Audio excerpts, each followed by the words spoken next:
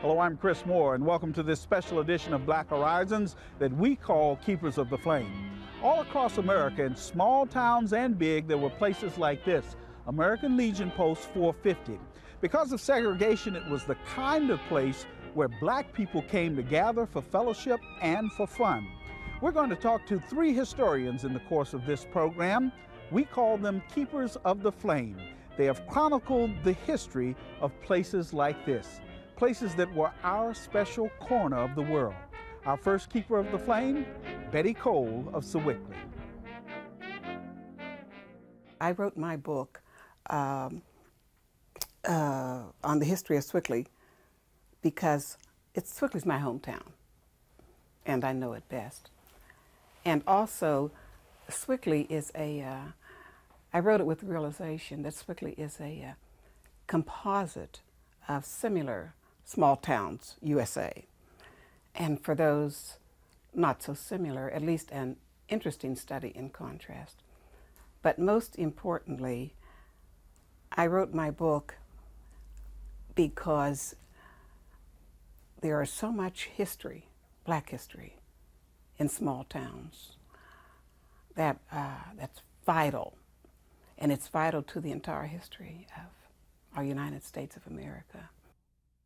Well, I think what often escapes a lot of people, especially in the small towns, is that they don't realize what a vital role, what an important part that the blacks made in the entire picture of it, and each component of their lives, like with employment, starting at the beginning with the pioneers. The basis of it is often set with blacks that came from being slaves or fugitive slaves or on the Underground Railroad. But they came to small towns such as Sewickley, that I know of, for work and employment, and also they set up their businesses. They were very vital with their churches, the religious background, educational, cultural, all the components that make up a race or a people's life. This is what the blacks have contributed towards that vital history of the whole town. And it's important that everyone know about it, and especially the blacks themselves, the young people. Betty Cole is the author of Their Story, A History of African Americans in Sewickley and Edgeworth, PA. She wrote the book as a tribute to Mrs. Susan Blockson, who was her mentor. So what Mrs. Blockson did when she found that she wasn't able to, her health didn't allow her to continue on her work as a local historian, she asked me would I be the custodian for her. She had a lot of vintage pictures and scrapbooks and research work, and also would I continue on with her work. And I told her, yes, I would. I'd be glad to. And then I said to myself, not realizing the enormity of my commitment, I said, I'll not only do that, but I will also explore the minds of the older people that are here, because that's where the history is. And also collect and see if they have anything in their attics and in their basements that perhaps would reveal more history. So that is how she really inspired me to do that. And she's my mentor, and she's one of the persons that I dedicate my work to. And her family had a history of being involved in business too, didn't they? 1907, Horace Blockson founded his business with this horse and buggy, 1907, wow, in front of his house there. Now this is his son, Ellis, and Ellis purchased their first truck, and this was around maybe, 1916, something like that. That's Mrs. Blockson's husband. Yeah, Mrs. Blockson's husband. This is Ellis. So whenever the son joined, then it became Blockson and Son. Then much later, it escalated on to the moving van, deluxe moving van. Of course, in the meantime, the Blocksons had a fleet, so to speak, maybe 4 or 5 different trucks at one time, hauling and moving. And they had the largest black business in the valley for about 65 years. Tell me about your first constable in this area. I understand his name was Milt Farrington, and he was quite a character. Milt Farrington, I think this had to be around the 1920s we're talking about, 1920s and 1930s.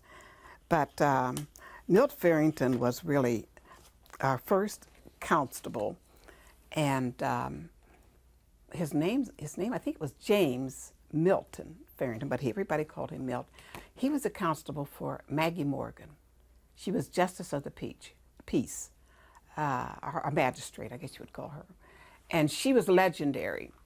And what she would do, she would send Milt out on cases, especially for the men who were not very nice to their wives, or their cases were brought against them. I don't know about you, but I would have hated to see Milt coming. First in a long line of black law enforcement officers in Sewickley, one of whom, Walter J. Brannon, rose to the rank of chief. The community must have been very proud of the professional people that developed here, the dentists, the doctors, the lawyers, those kinds of people. Dr. Addison Randolph was our first dentist here. He was our first doctor. He was our first dentist, and he started around 1920s. We're very proud of the fact that all over the country, there are Sewickley natives who got their start here in Sewickley. And they were educated. They have illustrious and brilliant educations and professional careers all over the United States. The little town of Sewickley is just well represented with a plethora of doctors and lawyers and professionals. We are indeed very proud of them. As a matter of tradition, the colored Negroes did have their own churches. And the first one was a colored mission that was on the corner of Thorn and Walnut Street. So, Ms. Cole, St. Matthew's AME Zion Church was the first all-brick church built by people of color here in the Sewickley area? Yes, it was. And this was built about around 1912. And this is on the same site where they had the first colored mission, which it came to be eventually the St. Matthew's AME Zion Church. They must have been very proud of it. Oh yes, I'm sure that they were. Then the others, because they were all just frame buildings before, but this was our first brick edifice here.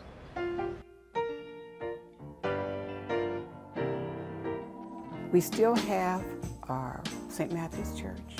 We have our Antioch Baptist Church, and we have our Tryon Baptist Church. And the other two churches are no longer in existence. What sort of recreational opportunities were here in Sewickley and the Edgeworth area for blacks? In order for the blacks to have their own recreational facility, they started their colored YMCA in 1913. The building itself was the first church in Sewickley. Whenever they built the church on the corner of Thorn and Walnut Street, they moved this old little frame building next door facing Walnut Street. And they used that then for the first colored YMCA, and that was in 1913. Of course, sports was one of the biggest events that they had. And they had their basketball teams. What was interesting, too, in regard to the sports, there were no facilities for gymnasiums. So what they used was just a little place that was called the Sewickley Pavilion, and it was a part of the public school. They also had different types of cultural programs. They had speakers to come in, and they had Boy Scouts and Girl Scouts and Girl Reserves and all these different organizations that they had to have their own. They were not yet integrated. The young people coming up, and I was part of that myself at one time, and my children, we didn't have to feel that we were missing anything. We had our Scouts, and we had our Girl Reserves, and we had our own sports and things to make our lives complete. Mrs. Cole proudly claims this community, and it in turn has embraced her. You know, it could be said that American Legion Post 450 became the focal point for black social life in Sewickley. Mrs. Cole was so enthusiastic about Post 450's role that we had to pay the place a visit. This is the spot that we called our little corner, because as you can see by the proximity of the Post 450 here, our Sewickley Community Center there and our athletic field here in front of us. And it's just wonderful. And for many, many years, many decades, is where we used to gather in our little corner for our recreational fun and for our cultural fun. And yes, this is our spot. This is what we call our own.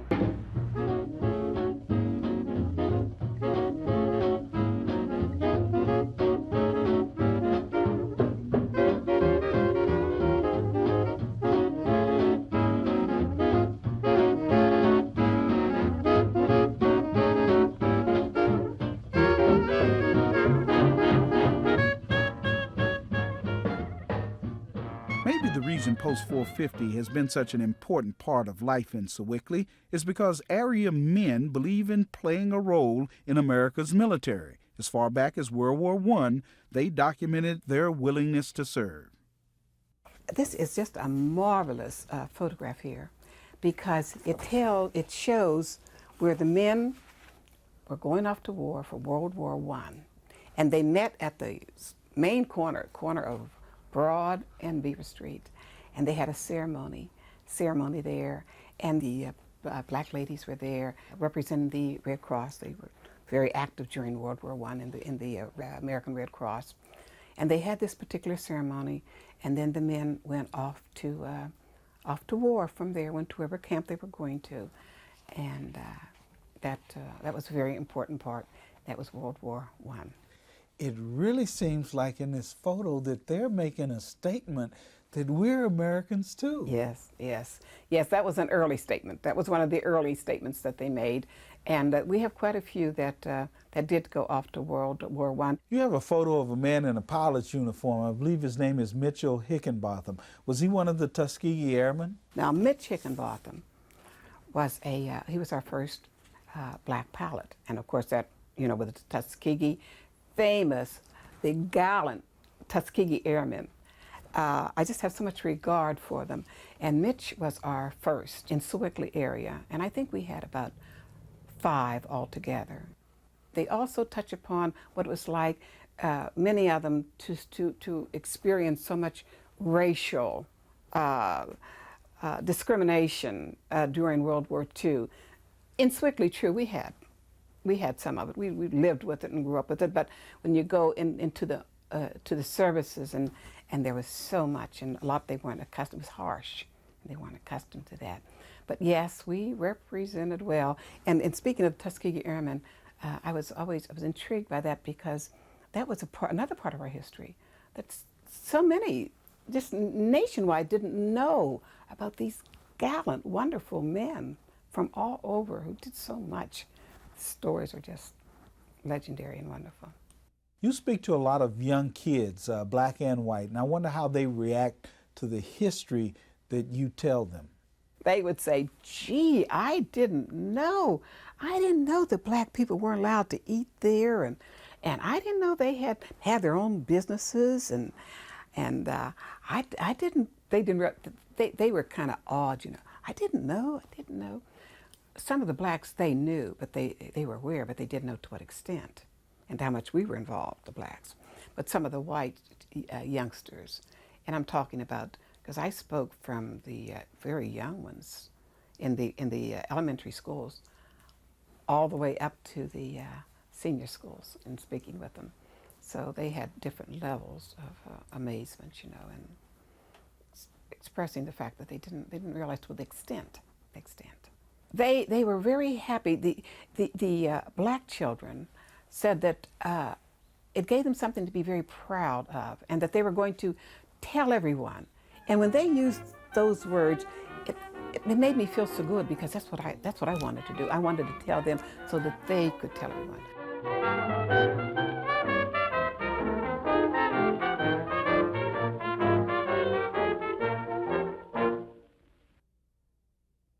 Places like this American Legion Hall are important in commemorating the brave acts of African Americans who served overseas during World War II. No one knows that better than our next keeper of the flame, historian and journalist Frank Bolden. He is one of only 2 correspondents to be certified as African Americans and as war correspondents during World War II. And the reason why I like the title Keeper of the Flame is because it keeps alive a burning desire for us to eliminate second-class citizenship. You and I are still Americans. We are not Africans. We are Americans with African roots. That pursuit of equality is still a viable desire for everyone who's in this country. And I consider myself and my colleagues as Americans with African roots. We all came to America. All of us in this country came to America in different boats, but we're all in the same boat now. So we should all just grab an oar and pull for the betterment of the country. So if I can do my little bit by saving articles, delving into history and finding out what my people have done for this country, it makes me proud to be able to be Keeper of the Flame. During World War II, Frank Bolden was one of only 2 African Americans accredited as official correspondents by the War Department. He covered the China-Burma-India Theater, otherwise known as the CBI, where a large number of blacks served as engineers, truck drivers, fighter pilots, nurses, and infantrymen. As a war correspondent in World War II, I saw men die. At the time I was out, they had said that African soldiers or Negro soldiers would not fight under fire. But I lived to see the 92nd Infantry Division, the Buffalo Soldier Division, and the Tuskegee Flyers distinguished themselves so well in battle that President Truman desegregated all the armed services. And I was fortunate to be invited to the disbanding of the 92nd when the war was over. The Secretary of War pointed out that day that this division in World War I and II had earned 12,096 American citations for valor, and 48 foreign countries had honored them. I felt very good about that as I sat there and thought about what I had seen these men do. It just hit me that in all the wars that we had fought, African Americans had volunteered for service.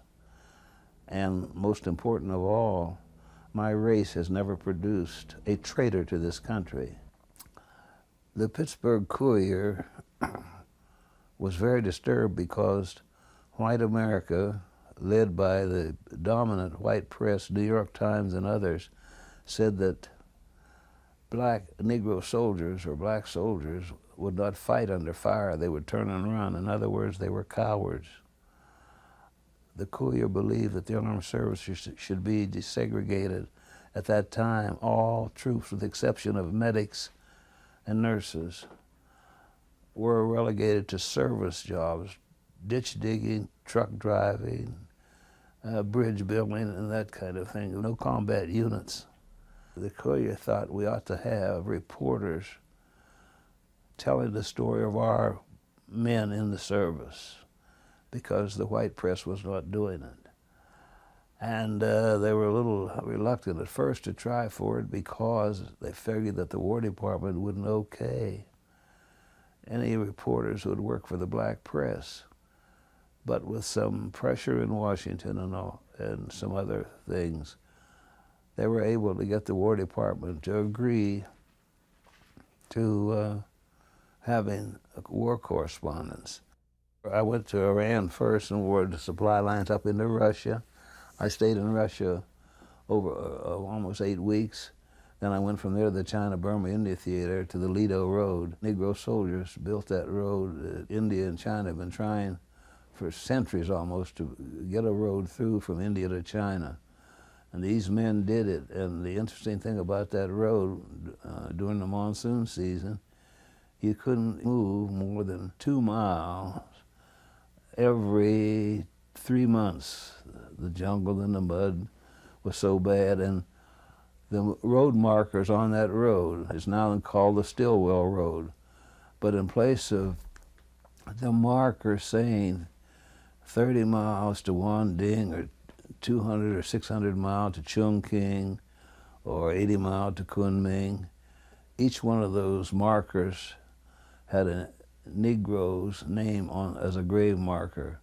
Corporal John Graves died August the 3rd, so-and-so and so-and-so, victim of Japanese sniper or cobra bite or attack by a tiger or a panther.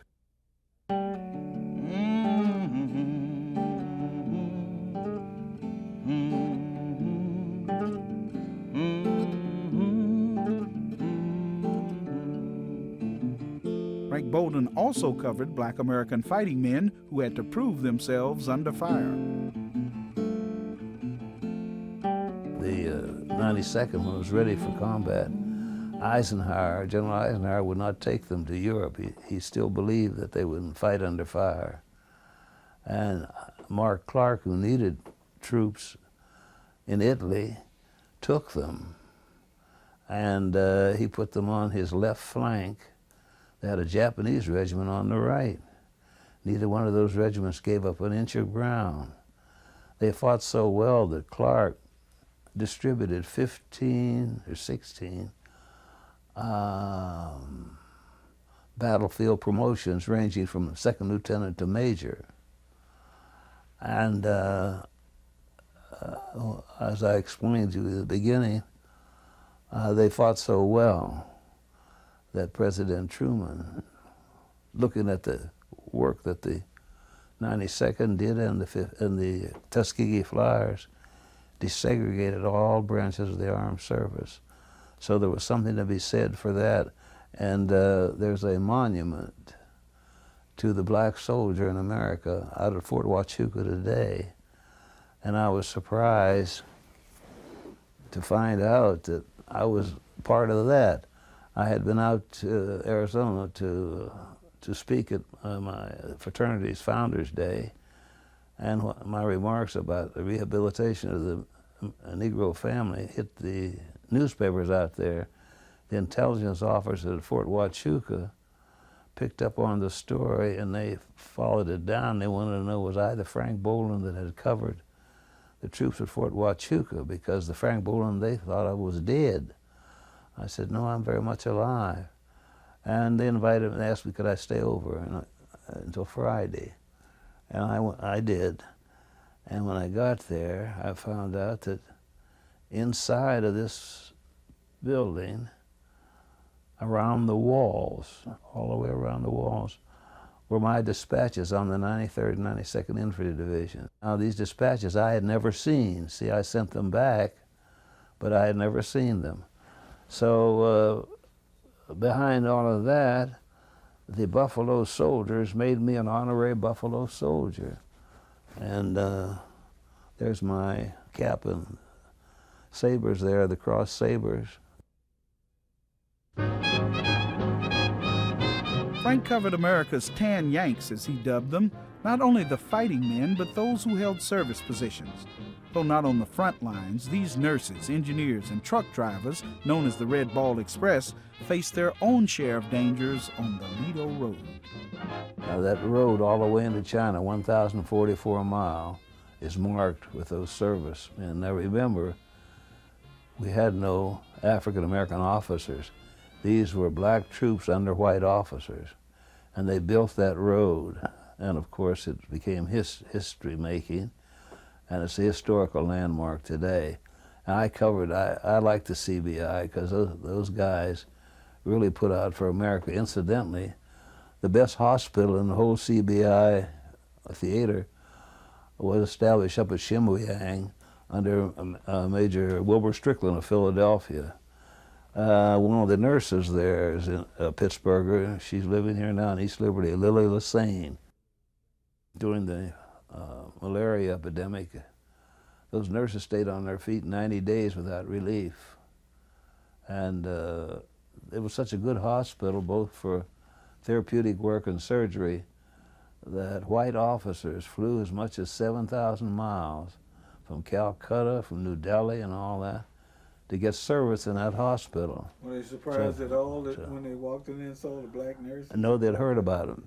They knew, so they knew. Yeah, you see. This was at a time when they were separating blood in the armed That's forces. right, that's right. But they took that blood up there. See, when you're near death, you don't worry about race. And they learned the hard way. And they learned the quickest to learn were the bigots from the South. Those officers from the South tickle me. But they didn't object. They wouldn't have come that far. They knew about the hospital. There were 2 other hospitals in the command, but they didn't stack up to this one. And naturally, I was proud of that. I have stories here that I wrote about them. And Lily Hussein was one of those nurses that was so heroic. So all in all, it was good that I was happy that the Courier sent me. It gave us a chance to let America know what we were doing and how we were doing it.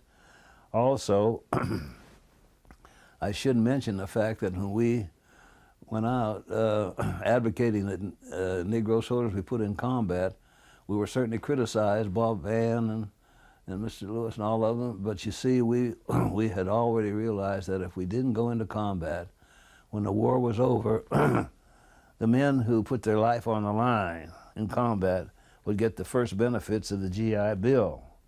We didn't want to be left out of that, and our judgment proved right, because World War II, our men gained more out of the GI benefits than they got in the Korean War and the Vietnam War.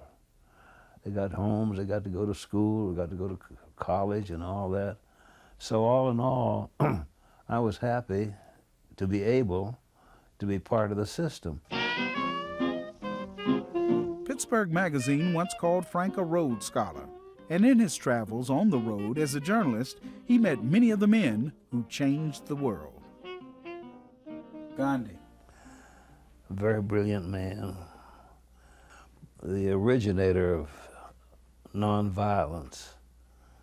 That did not originate with Martin Luther King, it originated with him. We have to remember that nonviolence was offered by a little brown-skinned man in a loincloth who was not a Christian.